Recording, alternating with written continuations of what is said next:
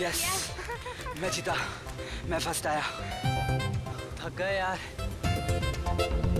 चल कुछ और गेम खेलते हैं। फुटबॉल खेलें? नहीं यार, कुछ बैठने वाला गेम खेलते हैं। अंताक्षरी? नहीं।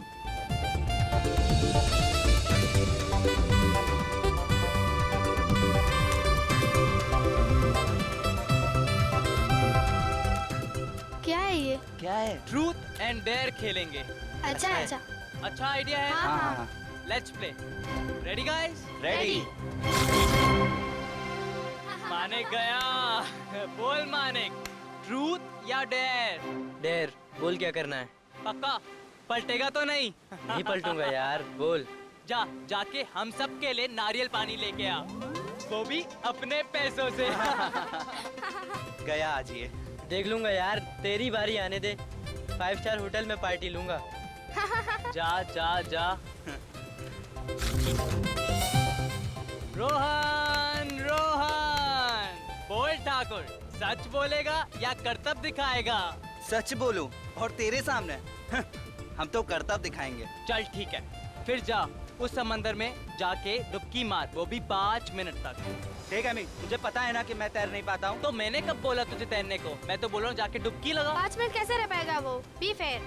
चल ठीक है, तेरे लिए 2 मिनट, इतना तो कर सकता है ना डरपोक? ठीक है मी, मैं डरपोक नहीं हूँ। हाँ मैं तो कहता हूँ तू जागृति की चूड़ियाँ पहन ले। ठीक है मी, चुप हो जा वरना। क्या करेगा है? एमी, हो जा तू। क्या करेगा तू? क्या जा। करेगा मार दूंगा। बता ना, रुक जा। क्या करेगा? अरे अरे रुको। मार दूंगा तुझको, मैं क्या बोल रहा करेगा हूँ। है? अरे रोहन रुक जा, उसमें कुछ है। दिखा, ये इसको खोल के देखते हैं।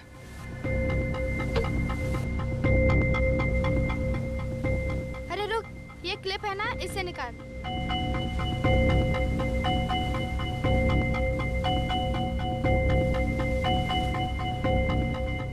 Thank you.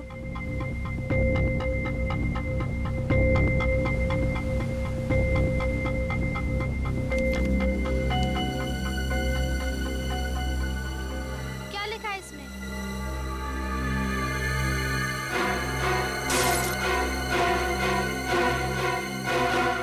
मेरे भाई ने मुझे गोली मार दी है और मैं मर रहा हूं। उसे इसकी सजा मिलनी चाहिए, उसने मेरा भरोसा तोड़ा है। मैं उससे मिलने इतनी दूर अपने शहर जा।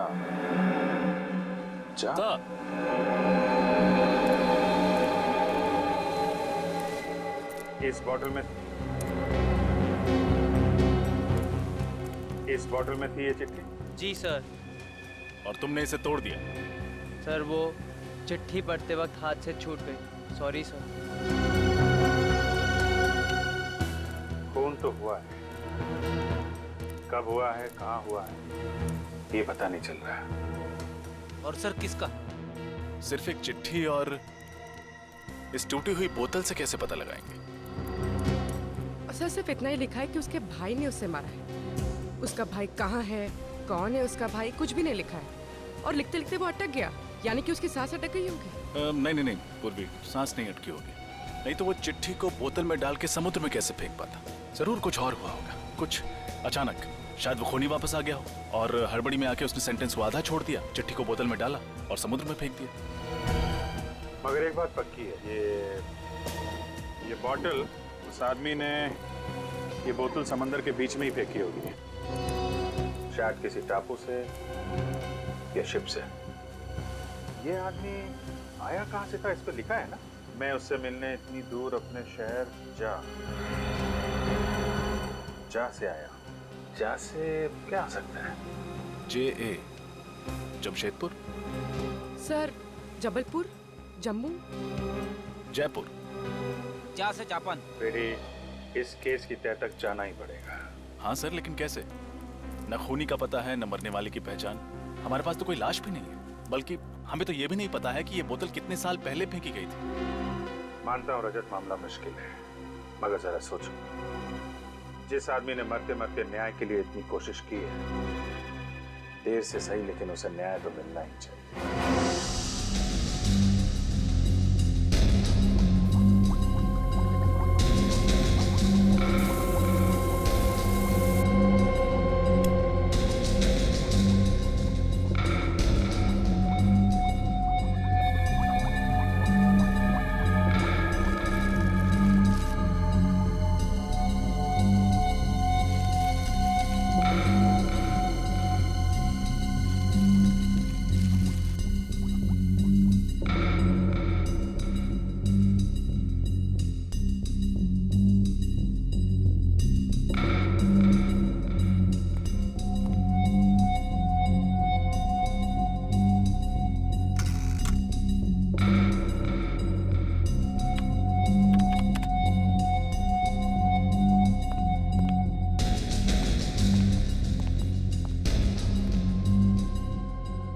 बहुत बिजी है, मुंडी ऊपर करने के लिए भी वक्त नहीं है। तो और क्या, मुझे 24 घंटे बिजी रखना तो तुम्हारा परम कर्तव्य है और मानना पड़ेगा बॉस, तुम अपने कर्तव्य को बहुत जिम्मेदारी के साथ निभाते हो।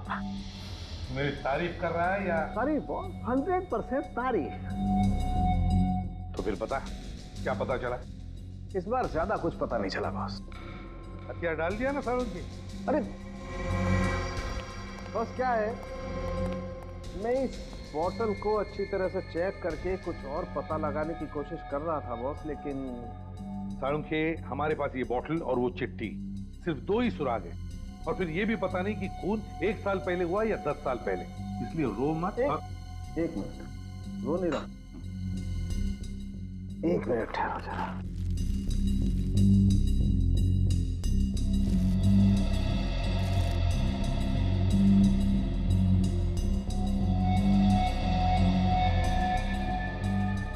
ये देखो सही, तो सफेद नमक की तरह लग रहा है सर। पता चल सकता है कि इसमें क्या था?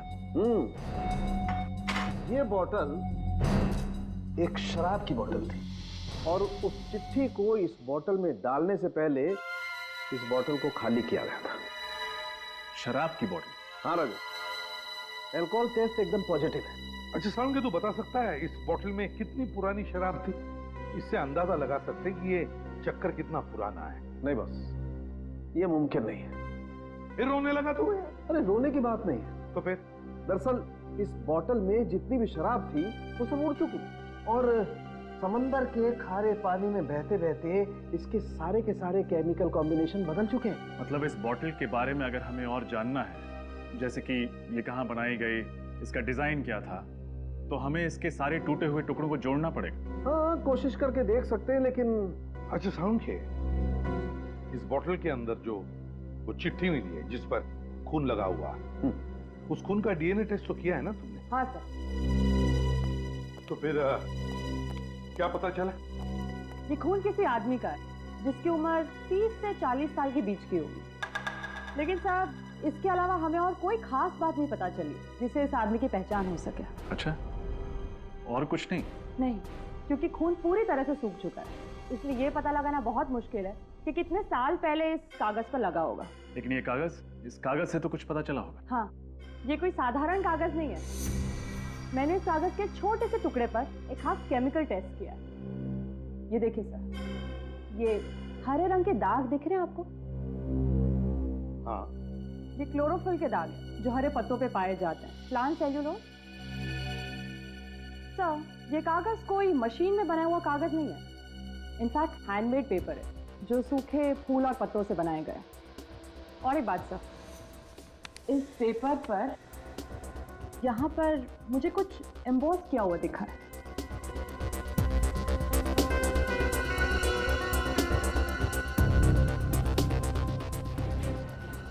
ये लोगो जरूर किसी कंपनी का लोगो है, शायद किसी शिपिंग कंपनी का। पर ये लोगो किसी भी कंपनी ने रजिस्टर्ड नहीं कराया। सर, ये लोगो आधा है आधा नहीं। हम पेंट करके इसको पूरा करने की कोशिश भी तो कर सकते हैं। मगर ये भी तो पता चलना चाहिए ना रजत कि आधे हिस्से में क्या होगा या क्या था। काम करते हैं, निखिल जरा आईना लेकर आओ जल्दी।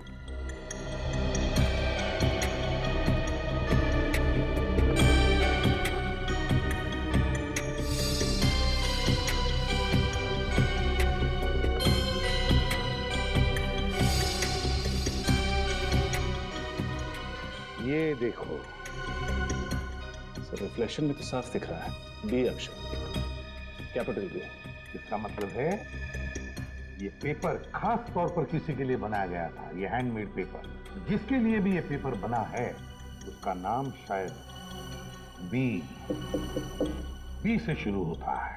लेकिन सर, इस अक्षर बी से ये कैसे पता चलेगा कि मरने वाले का नाम क्या था? सचिन, अगर ये पता चल जाए ना कि इस पेपर के बनने में किन किन फूल और पत्तों का इस्तेमाल हुआ, तो उस आदमी को भी हम ढूंढ निकालेंगे।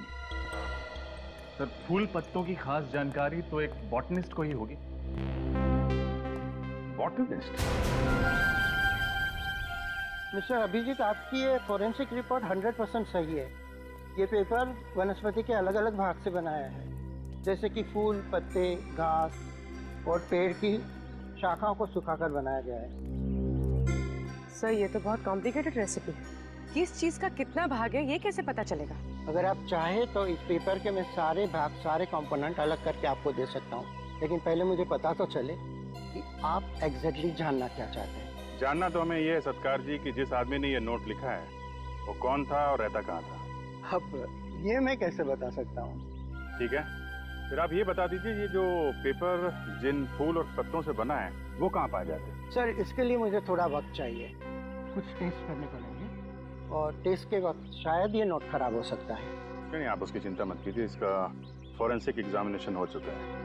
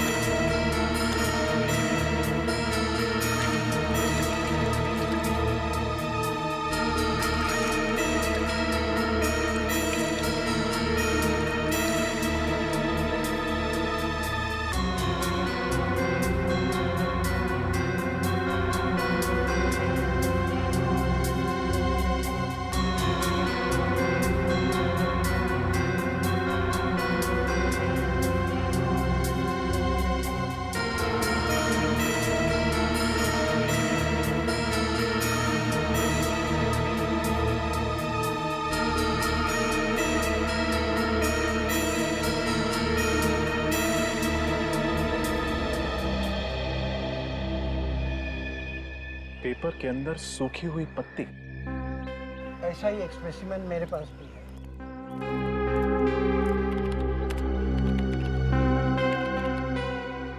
ये देखिए।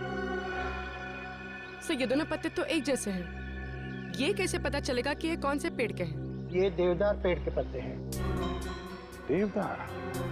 ये देवदार तो मैदानी इलाकों में पाए नहीं जाते हैं, पहाड़ी इलाकों में मिलते हैं ना, ये हिल स्टेशन पे। जी सर, 1800 से 3000 मीटर की ऊंचाई पर ये देवदार के घने जंगल होते हैं। सर मतलब विक्टिम बी पहाड़ी इलाकों में रहने वाला था? हिमाचल प्रदेश या उत्तराखंड का हो सकता है। विक्टिम बी ने लिखा है कि वो ऐसी जगह रहता था जिसका नाम जे से शुरू होता है। सत्कार साहब आपका लैपटॉप यूज कर सकते हैं? जी बिल्कुल। अब देखो सर्च करो, कोई जगह ऐसी है कि जो जे से शुरू होती है?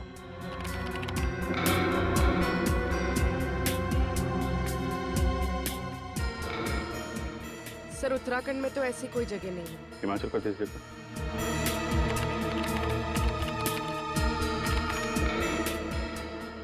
सर ये देखिए जंतवाड़ी, और ऐसी कोई जगह नहीं है जो जे ए से शुरू होती है।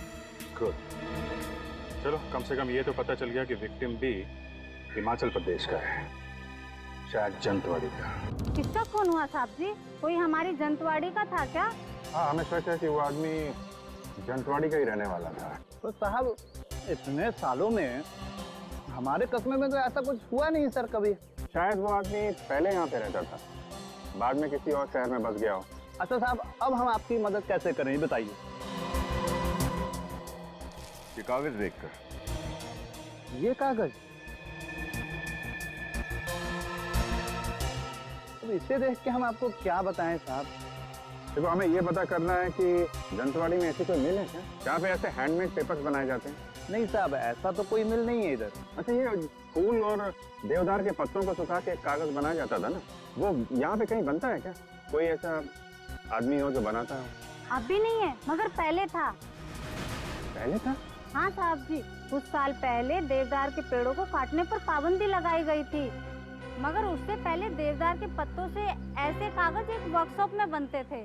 कौन चलाता था ये वर्कशॉप? मुंगेरी लाल, माल रोड से नीचे जाके बाईं ओर, पर अब वो उस जगह पर एक प्रिंटिंग प्रेस चलाता है। मुंगेरी?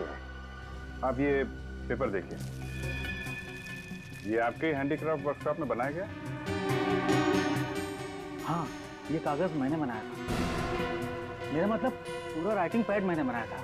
किसके लिए बनाया था ये? इस जमींदार साहब के लिए, कुमार जी, उनका ही ऑर्डर था।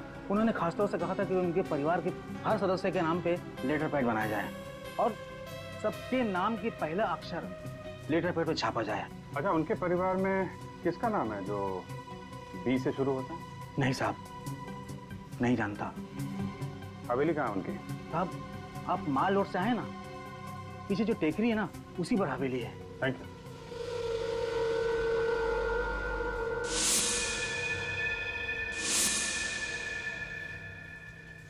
हेलो, सीआईडी के लोग आए थे यहाँ पे।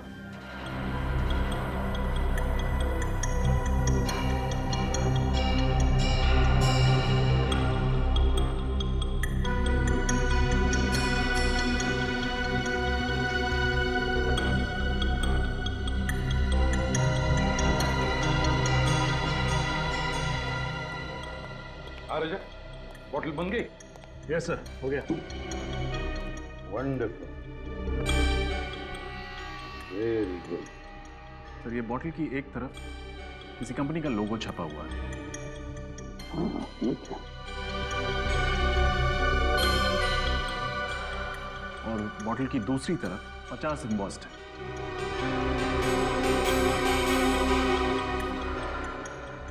हाँ, 50 साल गोल्डन जुबली सेलिब्रेशन।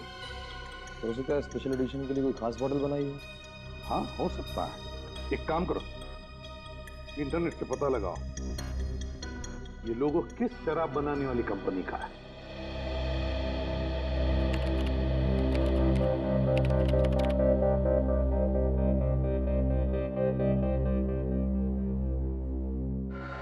सर ये ब्राजील की कोई कंपनी, और शराब भी ब्राजील की ही है। लेकिन ये बोतल और उसके अंदर की चिट्ठी मिली हिंदुस्तान में, और मौत हुई किसी हिंदुस्तानी की। पता लगाना पड़ेगा ये कौन सी हिंदुस्तानी कंपनी है जो ब्राजील की इस कंपनी से शराब आयात करती है, इंपोर्ट करती है।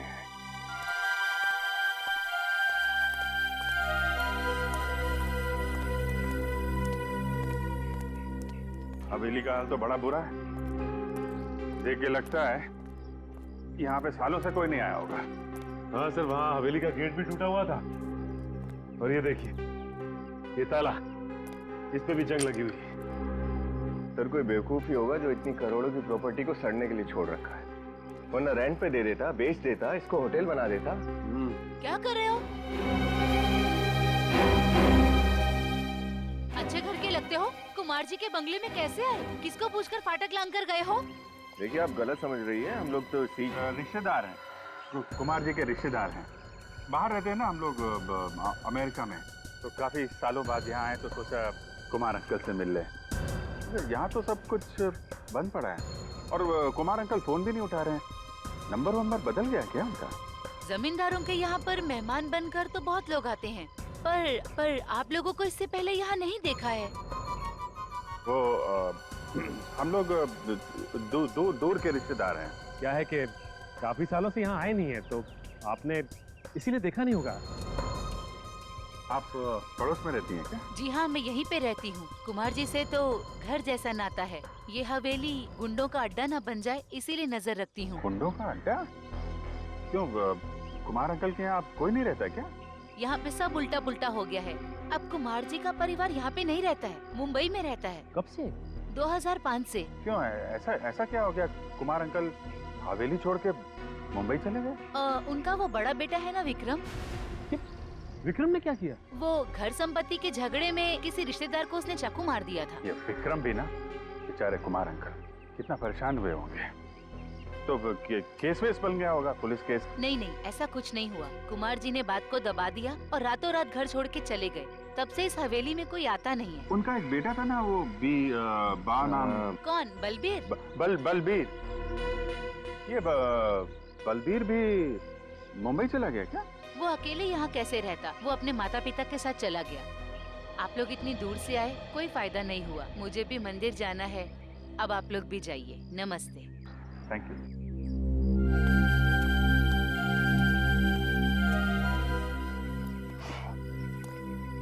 चलो कम से कम ये तो पता चल गया कि मरते वक्त जिस आदमी ने चिट्ठी लिखी थी उसका नाम बलबीर था। सर नाम तो पता चल गया, लेकिन ये कैसे पता चलेगा कि उसे गोली किसने मारी? हो सकता है उसका राज इस वीरान हवेली में ही छुपा हो।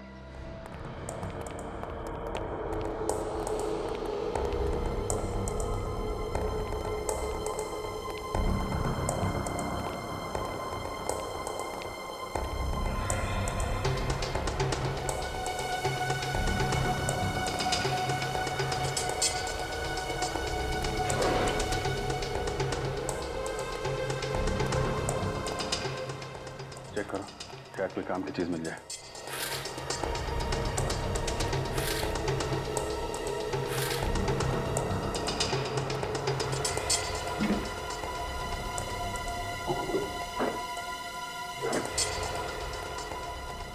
कुछ नहीं मिला सर। सब हाँ सचिन,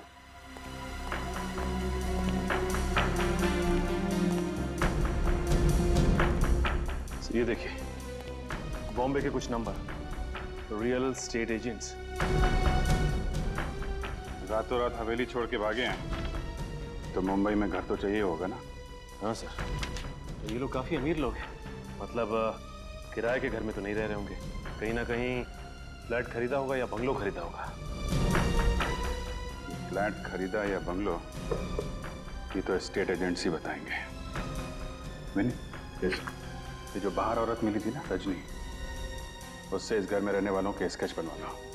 यस सर, ये शराब इंडिया में सिर्फ 3 कंपनियां इंपोर्ट करती हैं और उनमें सबसे बड़ा इंपोर्टर मैं हूं। और इस पे जो 50 का मार्क क्या है?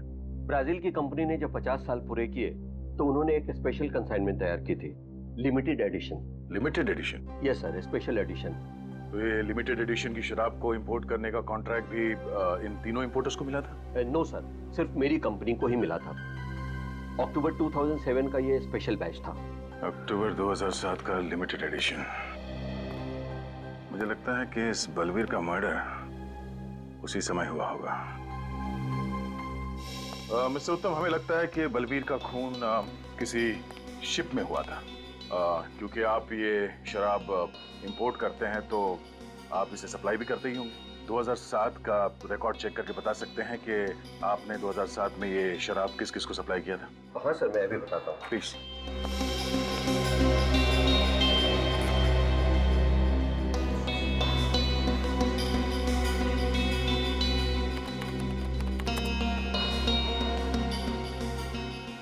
ठीक है सर, अक्टूबर 2007 में ये शराब 2 क्रूज शिप पर सप्लाई की गई थी, एक जेडियो और दूसरा डीएल क्रूज लाइन।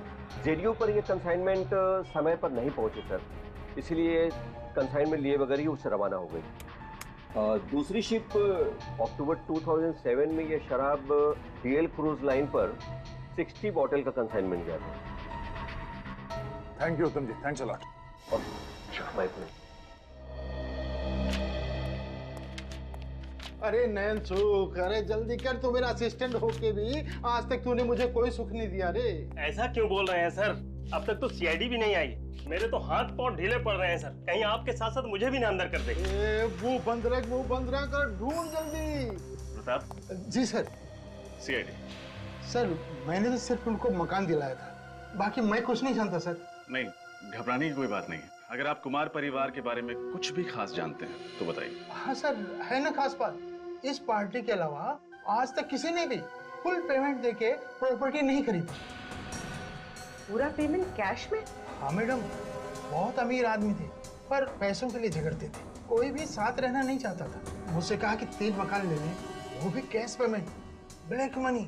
सोचिए उनके पास व्हाइट मनी कितनी होगी। 3 घरों का सौदा किया आपने, वो भी ब्लैक मनी। सॉरी सर, लेकिन मैं क्या करता, कुछ पार्टियां होती हैं ऐसी हैं सर। ये कितने साल पुरानी बात है?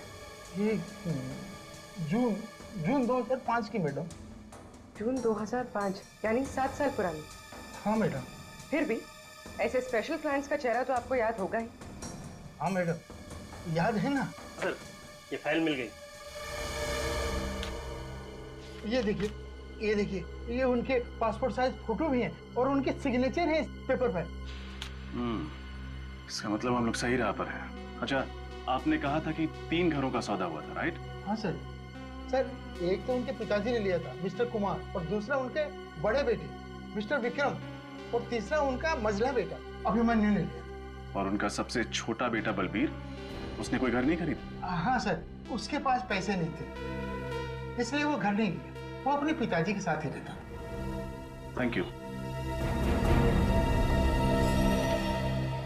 सब बलबीर के पास उतने पैसे नहीं थे कि वो घर खरीद सके या कोई घर किराए पे ले। फिर उसे मारकर उसके बड़े भाइयों को क्या फायदा होता? इसका जवाब तो वो दो भाई लोग ही दे सकते हैं पूर्वी। पर सर उससे पूछेंगे कैसे? 7 साल हो चुके इस बात को, पता नहीं बस कहाँ होंगे। उन्होंने मुंबई महानगरी में घर खरीदे थे और एक बार जो मुंबई में बस गया वो जल्दी कहीं और नहीं बस सकता। इस एड्रेस पर चल के देखते हैं, शायद वो आज भी इसी शहर में हो।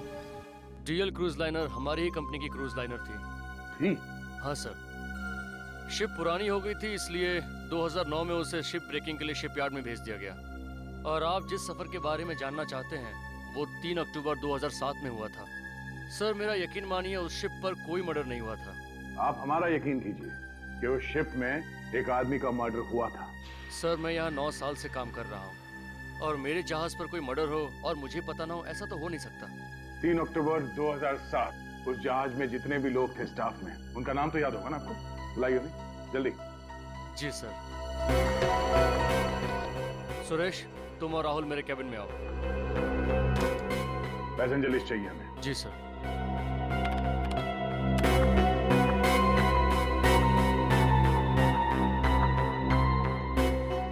बलबीर कुमार का नाम लिस्ट में है? हाँ सर, पर वो। हाँ सर। सर ये है राहुल और ये सुरेश। 3 अक्टूबर 2007 के दिन डीएल क्रूज पर ये दोनों ही थे। यस सर, उस जहाज के हर सफर का हिस्सा रहे हैं हम। पर प्रॉब्लम क्या है सर? प्रॉब्लम क्या है हम बताते हैं आपको। उस जहाज पे बलबीर नाम के एक पैसेंजर का खून हुआ था। खून? पर हमें तो वहां पर कोई लाश नहीं मिली सर। चलिए मान लिया कि आपको कोई लाश नहीं मिली, लेकिन एक बात तो तय है कि आपकी शिप से एक पैसेंजर गायब हुआ था।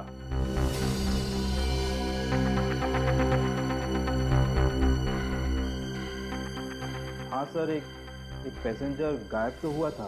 तो तुम लोगों ने उसे ढूंढने की कोशिश नहीं की? हाँ? सर पूरा शिप छान मारा पर वो पैसेंजर हमें नहीं मिला। हमें लगा कि वो शायद गलती से समुद्र में गिर गया हो और उसके फैमिली वालों ने भी उसके बारे में कोई इंक्वायरी नहीं की। तो पैसेंजर लिस्ट चेक करो। बलबीर का भाई या उसका कोई रिश्तेदार साथ में था क्या?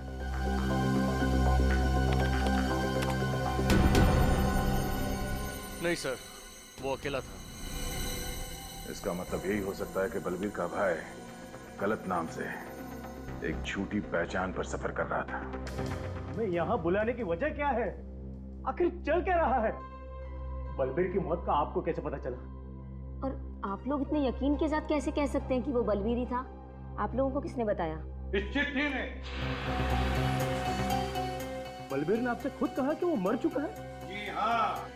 मगर कैसे? मैंने कहा ना इस चिट्ठी से। इसमें बलबीर ने अपनी मौत के बारे में खुद लिखा है जब वो 3 अक्टूबर 2007 डीएल इंडिया नाम की जहाज से सफर कर रहा था। बलबीर ने लिखा है कि मेरे भाई ने मुझ पर गोली चलाई, उसे सजा दिलवाना, मेरा विश्वास तोड़ा है। उसको मिलने के लिए मैं यहाँ बहुत दूर अपने शहर ज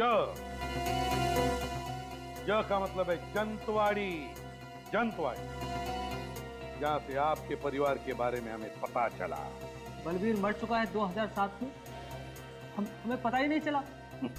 तो जब उसकी मौत के बारे में हमें पता ही नहीं है तो हम कैसे मार सकते हैं उसे? अगर बलबीर ने ही तो लिखा है ना कि उसके भाई ने उस पर गोली चलाई, और उसके भाई कौन है? आप दोनों, मिस्टर विक्रम और अभिमन्यु। डाइंग डिक्लेरेशन, एक मरते हुए आदमी का आखिरी बयान, कानून में बहुत मायने रखता है। सर उसने हमें क्यों दोषी ठहराया है, जबकि 3 अक्टूबर 2007 को हम डीएल इंडिया नाम की शिप पे थे ही नहीं। सर आप चाहें तो पैसेंजर की लिस्ट चेक कर सकते हैं। सितंबर 2007 के बाद हम बलबीर से मिले ही नहीं। और एक बात, इस बात की क्या गारंटी है कि ये चिट्ठी बलबीर ने ही लिखी है? सर किसी ने हमारे साथ भद्दा मजाक किया है सर। मैं मानती हूँ कि इनकी बलबीर से ज्यादा बनती नहीं है, लेकिन इसका मतलब ये तो नहीं ना सर कि मेरे पति और देवर इस हद तक गिर सकते हैं। तो फिर इतने सालों तक आपने ये जानना जरूरी क्यों नहीं समझा कि बलबीर कहाँ है? भाई था आखिर वो इनका।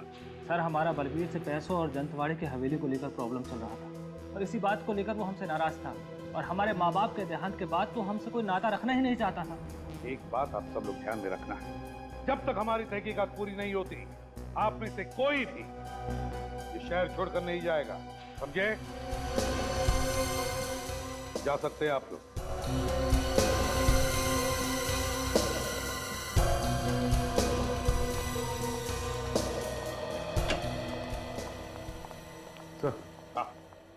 एयर इंडिया से ट्रैवल कर रहे हैं सभी लोगों की डिटेल्स मिल गई है सर। बाकी लोगों का तो पता चल गया है, लेकिन एक प्रत्युषा नाम की लड़की है जो गलत नाम से ट्रैवल कर रही थी और तो और जो एड्रेस दिया था उसने वो भी गलत है सर। प्रत्युषा, तो हो सकता है ये लड़की उस भाई के साथ मिली हुई हो उस खून में, और ये भाई गलत नाम पे ट्रैवल कर रहा हो। लेकिन सर पैसेंजर लिस्ट में बाकी जितने भी यात्री हैं उनके नाम और एड्रेस मैच करते हैं। मतलब सर बलबीर के दोनों भाई सच बोल रहे थे। हाँ, बलबीर के दोनों भाई सच बोल रहे थे।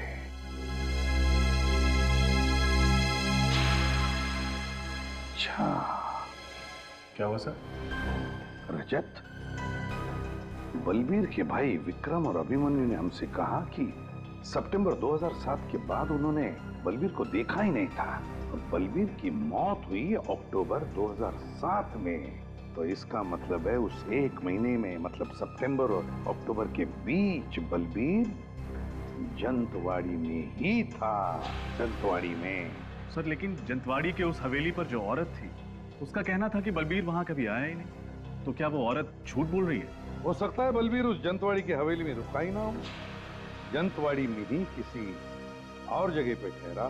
लेकिन सर वो ऐसा क्यों करेगा? क्योंकि बलबीर जंतवाड़ी की वो हवेली अपने नाम पर करना चाहता था और ये बात तो अपने भाइयों से छुपाना चाहता था। मगर सर ये बलबीर जंतवाड़ी में रुका कहाँ होगा?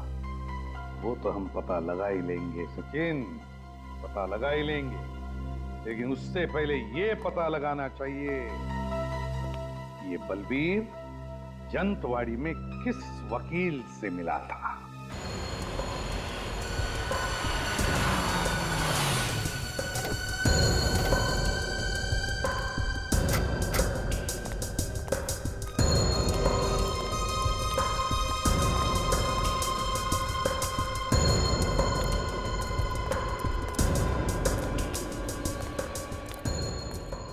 अरे अरे अरे, कहाँ जा रहे हैं साहब आप लोग?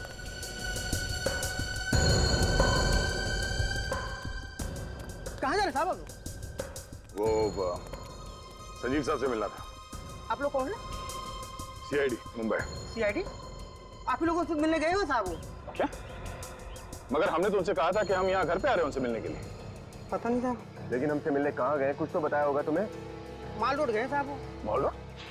मॉल रोड पे क्यों? 15 मिनट पहले एक आदमी आता साहब, उसने बोला कि माल रोड में सीआईडी आपका इंतजार कर रही है और साहब उसी के साथ चले गए वो। समझदार आदमी किसी की बातों में कैसे आ गया? तुमने इस आदमी को पहले कभी देखा था? उसको साहब मैंने जंतवाड़ी में कई बार देखा साहब। कैसे दिखने में कैसा ही? अरे वो सांवला था और 5-5.5 फुट लंबा हुआ साहब और रंग बिरंगी टोपी पहना हुआ था और मुंह में पान चबाया हुआ था साहब वो।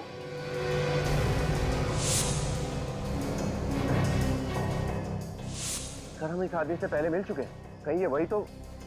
कैसे गए वो लोग? वो जो आदमी आया हुआ था साहब उसी की गाड़ी से गए। कौन सी गाड़ी, किस रंग की गाड़ी? सफेद रंग की वैन थी साहब। संजीव की जान को खतरा है, चलो। रंग बिरंगी टोपी पहने हुए था वो जो शिमला में पहनते ना, वो सफेद वैन देखी नहीं?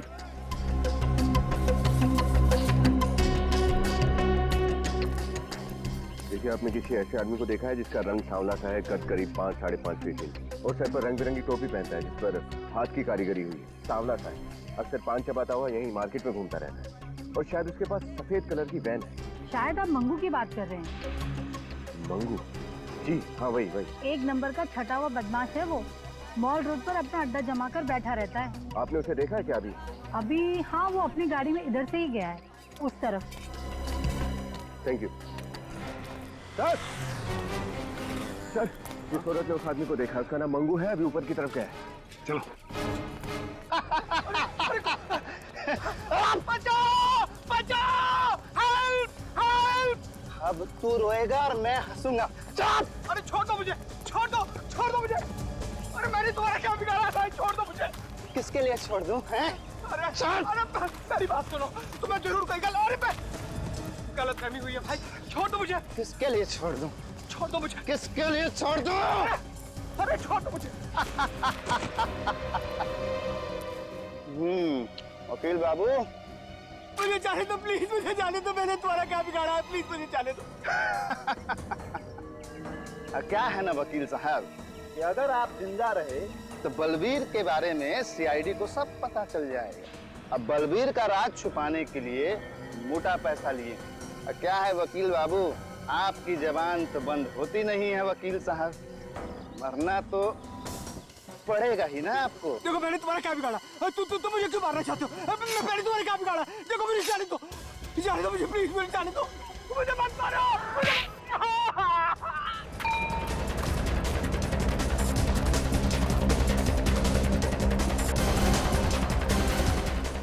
आजा। बहुत जासूसी कर ली मंगू, तेरी जगह यहाँ इस जन्नत में नहीं है, समझा? तेरी जगह कहीं और है।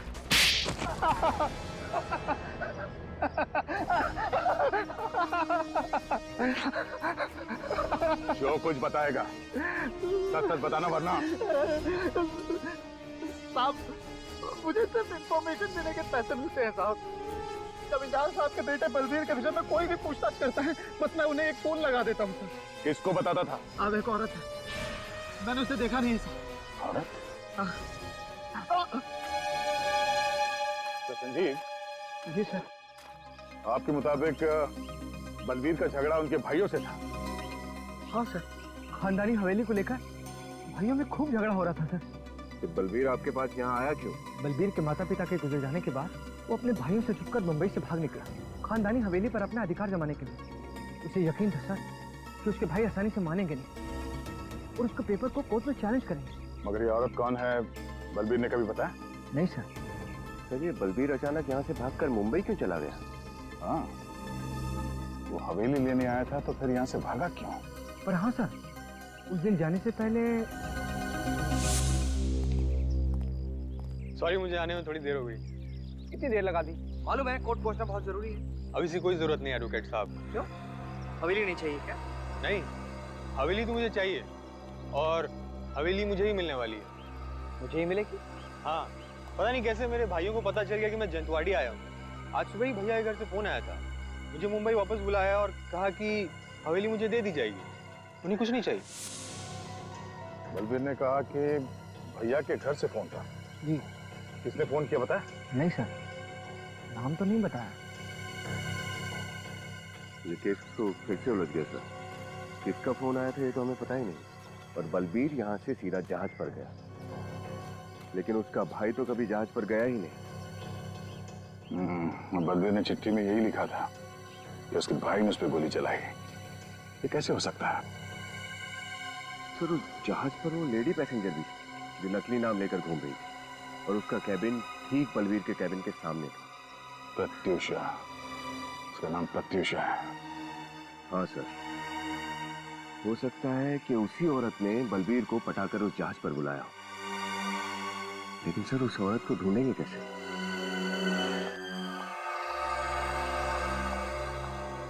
जी कहिए।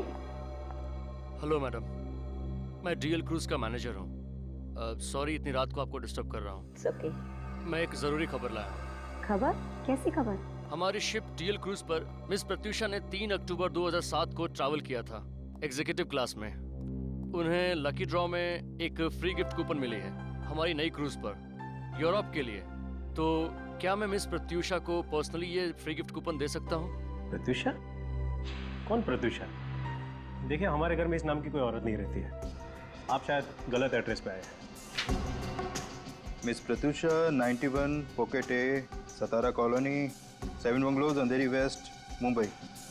बिल्कुल सही एड्रेस पे आए हैं सर। पर आपने सुना नहीं, यहाँ पर कोई प्रत्यूषा नहीं रहती है। और ये कैसी शिपिंग कंपनी है कि अपने मैनेजर को रात में किसी के घर भेजती है फ्री गिफ्ट कूपन देने के लिए? चलिए निकलिए यहाँ से। माया, देखिए आप लोगों को कुछ गलतफहमी हो रही है। एड्रेस सही है, लेकिन 3 अक्टूबर 2007 को हमारे घर से डीएल क्रूज पे कोई गया ही नहीं था। और ये प्रत्युषा नाम भी हम पहली बार ही सुन रहे हैं। तो क्या हम झूठ बोल रहे हैं? हम पवई से इतनी दूर आपको फ्री ट्रिप देने आए हैं। हमारे पास इंफॉर्मेशन बिल्कुल सही है। हमारे पास सारे पैसेंजर्स की लिस्ट है, ये देखिए। अरे आप लोग तो हाथ धोकर हमारे पीछे पड़ गए। हमने कहा ना इस नाम की कोई लेडी हमारे घर में नहीं, और हमें कोई गिफ्ट विफ्ट नहीं चाहिए। प्लीज चले जाइए यहाँ से। अब आप लोग यहाँ से जा रहे हैं या मैं पुलिस को बुलाऊं? ये पुलिस को बुलाने की धमकी किसे दे रहे हैं आप? पुलिस को तो अब हम बुलाएंगे। क्या? जालसाजी आप लोगों ने की है। झूठे नाम और दस्तावेज जमा करके आप लोगों ने कानून तोड़ा है। क्या? हमने कानून तोड़ा है? हमने झूठे दस्तावेज जमा किए थे? कैसे साबित करोगे तुम? क्या सबूत है तुम्हारे पास? फोटोग्राफ्स हैं। कौन से फोटो? वही जो शिप पर गाला नाइट पर लिए गए थे। शिप के कैप्टन ने अपने यादगार के तौर पर हर एक पैसेंजर के साथ फोटो खिंचवाई थी। अरे बंद करो ये बकवास। ना ही मैंने यहाँ का एड्रेस दिया था और ना ही शिप पर कोई ऐसा गाला नाइट हुआ था, और ना ही मैंने सिर्फ कोई फोटोग्राफ खींचा था। तो कहाँ से दिखाएंगे आप फोटोग्राफ? हाँ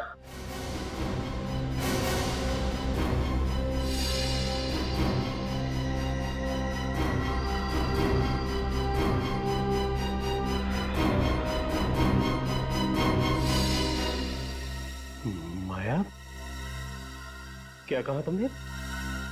तुम्हें कैसे पता चला कि उस दिन क्रूज पर कोई गाला नाइट हुई नहीं थी और प्रत्युषा ने कोई फोटो नहीं खिंचवाई थी? क्योंकि ये उसी शिप में थी।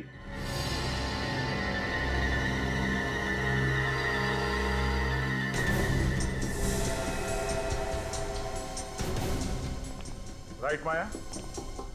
या प्रत्युषा को? हाँ? क्यों? क्यों मारा बलबीर को?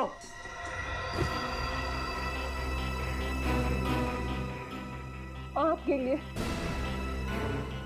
अपने बच्चों के लिए। इन्होंने तो अपने हिस्से में मिली हुई सारी जायदाद जुए में हार दी। मुझे भारी लॉस हो रहा था। इनका बिजनेस तो किसी भी दिन बंद हो सकता था। पूछिए इनसे। हम लोग जयंती और अभिमन्यु की तरह सुखी नहीं थे। हालात बिगड़ते जा रहे थे। हवेली को बेचकर जो पैसे मिलते ना, उससे हमारा सारा कर्जा उतर जाता। मगर ये बलबीर हवेली पर कब्जा करके बैठा हुआ था, और ये इन्होंने भी तय कर रखा था कि हम हवेली में से अपना हिस्सा नहीं लेंगे, सब कुछ बलबीर को दे देंगे। मगर मुझे ये मंजूर नहीं था। इसलिए तुमने बलबीर पर नजर रखना शुरू कर दिया? हाँ, जब मुझे पता चला कि वो जंतवाड़ी पहुंच चुका है अपनी हवेली पे कब्जा जमाने के लिए, तो मुझे ये कदम उठाना पड़ा। उस वक्त विक्रम भी काम के सिलसिले से सिंगापुर गए हुए थे। और फिर तुम्हें साजिश रचने का पूरा मौका मिल गया। हाँ, मैंने मौके का फायदा उठाकर उसे फोन किया और उसे कहा कि उसके भाई उसे एनओसी देने के लिए तैयार है। पर तुम दोनों शिप पर कैसे पहुंचे? मैंने उसे कहा कि जब हमारे भी सारे गिले शिकवे खत्म हो चुके हैं, तो क्यों ना पूरा परिवार एक साथ क्रूज पर सेलिब्रेट करें। और मैंने उसे वादा भी किया कि वहां पर मैं उसे एनओसी पेपर्स दे दूंगी। भाभी, आपने तो कहा था कि सारे गिले शिकवे दूर हो गए हैं। फिर मेरे आने की खबर भैया से क्यों छुपाई गई? अरे मैं उन्हें सरप्राइज देना चाहती हूँ। जल्दी करो, वो दोनों डेक पर पहुंच चुके हैं। Come on. अच्छा, और वो एनओसी पेपर्स? वो मैंने अपने साथ ले लिया है, दोनों भाइयों के सामने दूंगी। चलेगा? हाँ, आप चलो। एक मिनट, मैं भी अपने डॉक्यूमेंट्स ले लेता हूँ।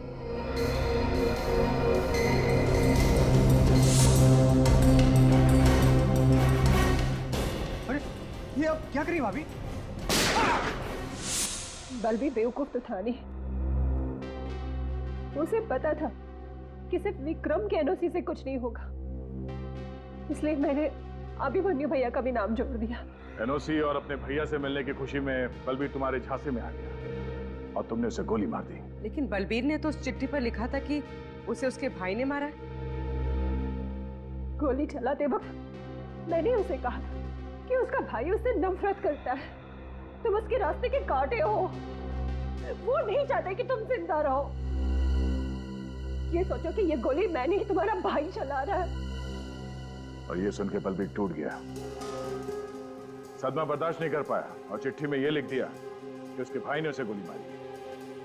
बलबीर को मरे तो 5 साल हो गए, अब तक तुमने हवेली अपने नाम क्यों नहीं कराई? वो सब इनकी वजह से। कितनी बार कहा है इनसे कि भूल जाओ बलवीर को। अगर वो हवेली में इंटरेस्टेड होता तो सबको छोड़ कर नहीं जाता। पर यह है कि नहीं, वो एक दिन जरूर वापस आ जाएगा, जरूर वापस आ जाएगा। पर विक्रम को मालूम नहीं था कि बलवीर कभी वापस आने वाला नहीं था, क्योंकि तुमने उसे मार दिया। भाभी मां समान होती है और तुमने उस रिश्ते को बदनाम किया है और इस घर को भी तोड़ दिया। You are under arrest Mrs Maya.